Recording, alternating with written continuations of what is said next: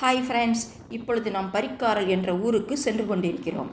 இந்த ஊர் மிகவும் பழமை வாய்ந்த அற்புதங்கள் நிறைந்த ஊராகும்.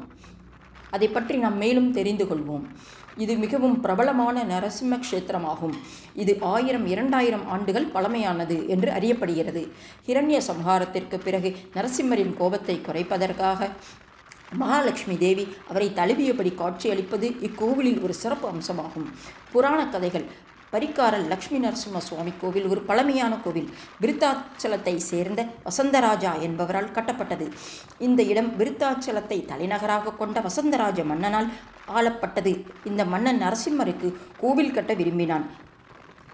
அப்பொழுது பரகலாசுரன் ஹிரண்யகசிபுவின் உறவினர் என்று கூறப்படும் என்ற அரக்கனால் தொடர்ந்து தொந்தரவு செய்யப்பட்ட வசந்தராஜா தனது குருவின் வழிகாட்டுதலின்படி இந்த இடத்தில் கடுமையான தவம் மேற்கொண்டார். அவரது பிரார்த்தனைக்கு பலனாக நரசிம்ம சுவாமி இங்கே தோன்றி அசுரனை வதம் செய்தார். நரசிம்மரின் கோபமான வடிவத்தை மட்டுமே பார்த்த வசந்தராஜா லக்ஷ்மி தேவியின் ஆசீர்வாதத்தை வேண்டி இறைவனை சமாதானப்படுத்தி லக்ஷ்மி நரசிம்ம சுவாமியாக அமைதியான மனநிலையில் தரிசனம் செய்ய வேண்டினார். மன்னனின் பிரார்த்தனையால் மகிழ்ந்த கனகவல்லி தாயார் இறைவனின் மடியில் அமர்ந்து கோபத்தை தணித்து பக்தி கொண்ட மன்னன் வசந்தராஜனையும் தேவர்களையும் அனைத்து ரிஷிகளையும் இந்த தலத்தில் ஆசீர்வதித்தார். மகிழ்ச்சியும் அடைந்த வசந்தராஜா ஒரு வகையில் இந்த அசுரனால் தான் இறைவனின் திவ்ய மங்கள ரூபத்தை தரிசிக்கும் வாய்ப்பை மன்னன் பெற முடியும் என்பதால் இந்த இடத்திற்கு பரகலாசுரன் என்ற அரக்கனின் பெயரை சூட்டுமாறு வேண்டினார். எனவே இந்த இடம் பரிக்காலபுரம் என்று அழைக்கப்பட்டது. இது காலப்போக்கில் பரிக்கல் ஆனது. 4 நரசிம்மர் கோவில்கள் இங்கு உள்ளன. இந்த பகுதியில் உள்ள 4 நரசிம்மர் கோவிலில் பரிக்கல் லக்ஷ்மி நரசிம்ம சுவாமி கோவில் ஒன்றாகும். மற்றவை அந்திலி திருக்கோவிலிற்கு அருகில் பூவரசன் குப்பம் பன்ருட்டிக்கு வடக்கே 15 கிலோமீட்டர் தொலைவில் உள்ளது பூவரசன் குப்பம் மற்றும் சிங்கிரி பாண்டிச்சேரிக்கு தெற்கே 12 கிலோமீட்டர் தொலைவில் சிங்கிரி என்ற ஊர் உள்ளது. இதன் வரலாறு தலப்புராணம் பற்றி பார்க்கலாம். இந்த கோவில் வரலாற்று சிறப்பு மிக்கது. இந்த கோவிலின் வெளிப்பிரகாரங்களில் காணப்படும் பல கல்வெட்டுகள் இதை உறுதிப்படுத்துகின்றன. இந்த கல்வெட்டுக்கள் பல 100 ஆண்டுகளுக்கு முன்னதாகவே இருக்கின்றது. அவற்றில் முக்கியமானது இங்கு உள்ள மீன் சின்னமாக இருந்த பாண்டிய மன்னர்கள் இந்த கோவிலுக்கு பெரிய அளவில் பங்கு அளித்திருக்கலாம். மற்றொன்று வசந்தராஜாவின் கதை. ஒரு நாள் இரவு தனது கனவில் இந்த இடத்திற்கு அருகில் மீன்களை கண்டார். அசுரனுக்கு எதிரான அவரது போரில் வரவிருக்கும் வெற்றியின் அறிகுறி. மற்ற கல்வெட்டுகளை அவதானித்தால் பல்லவ மன்னன் கோப்பெரி சிங்கன், திருப்புவனம் சக்கரவர்த்தி கோனேரிமை கொண்டான் போன்றவர்களின் பங்கு அளிப்புகள் வெளிச்சத்திற்கு வருகின்றன. முதலாம் ராஜராஜ சோழன் காலத்தில் கோவில் குளத்தை கட்டியதாகவும் பல்லவ மற்றும் நாயக்க மன்னர்கள் கோவிலை புதுப்பிக்கும் பணியில் ஈடுபட்டதாகவும் கூறப்படுகிறது. முகலாய படையெடுப்பு. அசல் கோவில் வசந்தராஜாவால் கட்டப்பட்டாலும் முகலாய படையெடுப்பின் பொழுது அது அழிக்கப்பட்டதாக நம்பப்படுகிறது. பதிவுகளின்படி இன்று இருக்கும் கோவில் கர்நாடகாவின் வீர நரசிம்மரால் கட்டப்பட்டதாக கூறப்படுகிறது. இங்கு மூலவர் லக்ஷ்மி நரசிம்ம சுவாமி, தாயார் கனகவல்லி தாயார். விமானம் அஷ்டகோண விமானம். இந்த கோவில் சன்னதியில் ஆஞ்சநேயர் சிலைகளை நாம் காணலாம். இங்கு உள்ள தனிச்சிறப்பு என்ன என்றால் மற்ற கோவில்களை போல இல்லாமல் ஆஞ்சநேயருக்கு நரசிம்மருக்கு பிறகு 2வது திருமஞ்சனம் நடக்கின்றது. மற்ற கோவில்களில் இறைவனுக்கு பிறகு திருமஞ்சனம் பெறுபவர் தாயார். முக்கியத்துவம். இந்த பரிக்கல் நரசிம்மர் கர்நாடகாவின் பல மத்வா குடும்பங்களுக்கு குலதெய்வம்.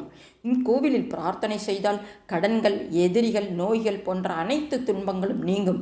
மிகவும் சக்தி வாய்ந்த பிரார்த்தனை ஸ்தலமாக இது திகழ்கிறது. இங்கு பக்தர்கள் நெய்யில் தீபம் ஏற்றி நவதானியம் பரப்பி தங்கள் விருப்பங்களை எழுதி வைத்து வழிபடுவது வழக்கம். திருவிழாக்கள். இந்த கோவிலில் ஆண்டு முழுவதும் திருவிழாக்கள் நடைபெறும். தை 5ஆம் நாள் நரசிம்ம பெருமான் வெண்ணெய் ஆற்றில் ஊர்வலமாக சென்று இரவு அங்கேயே தங்குகிறார். மாசி மகம் பௌர்ணமி நாளில் கெடில நதிக்கு 15 கிலோமீட்டர் ஊர்வலம் செல்கிறார். பங்குனி உத்திரத்தன்று இறைவன் ஓரத்தூர் கிராமத்திற்கு ஊர்வலமாக எடுத்துச் செல்லப்படுகிறார். ஒவ்வொரு மாதமும் சுவாதி நட்சத்திரத்தன்று மாலையில் சிறப்பு திருமஞ்சனமும் கோவிலுக்கு சன்னதி ஊர்வலமும் நடைபெறும். நேரங்கள் காலை 6 மணி முதல் 1 மணி வரை பக்தர்கள் தரிசிக்கும் நேரம். மாலை 4 மணியிலிருந்து இரவு 8 மணி வரை பக்தர்கள் தரிசிக்கும் நேரம். எப்படி அடைவது? இந்த கோவில் பாதைகள். விழுப்புரம் திருச்சிராப்பள்ளி NH விழுப்புரத்திற்கு தென்மேற்கே 25 கிலோமீட்டர் தொலைவிலும், சென்னை திருச்சி தேசிய நெடுஞ்சாலையில் இருந்து கெடிலம் குறுக்கு சாலை மேற்கே 3 கிலோமீட்டர் தொலைவிலும் அமைந்துள்ளது. இங்கு உள்ள அர்ச்சகர் கிருஷ்ணமூர்த்தி பட்டர் அர்ச்சகராக இருக்கிறார். சாலை வழியாக செல்லலாம்.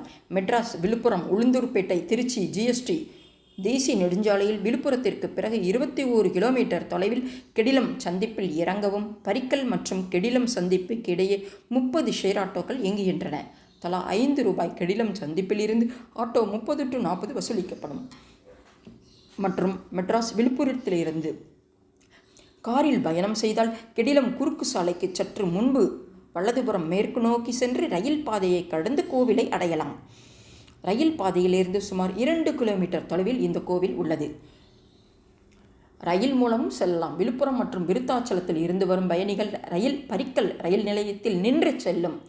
மற்றும் திவ்ய கஷேத்திரம் அகோபிலா, கதிரி, சிம்ஹாசலம், மங்களகிரி, யாதகிரிகுட்டா, வேதாத்ரி, அந்தர்வேதி, வடபள்ளி, கேதாவரம், நரசிம்மகொண்டா, மட்டப்பள்ளி, மேல்கோட், தேவராயன் துர்கா, ஹரிஹரபுரம், சாலிகிராமம், ஜர்னி, சீபி, பாடலாத்திரி, கதிகாச்சலம், நாமக்கல், அந்திலி, பரிக்கல், பூவரசங்குப்பம், சிலிர்குடி, திருவடிகை, கோல், இந்தாப்பூர், போக்கரணி, மர்ஜாரா, பூரி, நரசிங்கப்பள்ளி, ஜோதிர்மடம் இவை அனைத்தும் திவ்ய கஷேத்திரமாக வழங்கப்படுகிறது. தேங்க்யூ. நன்றி.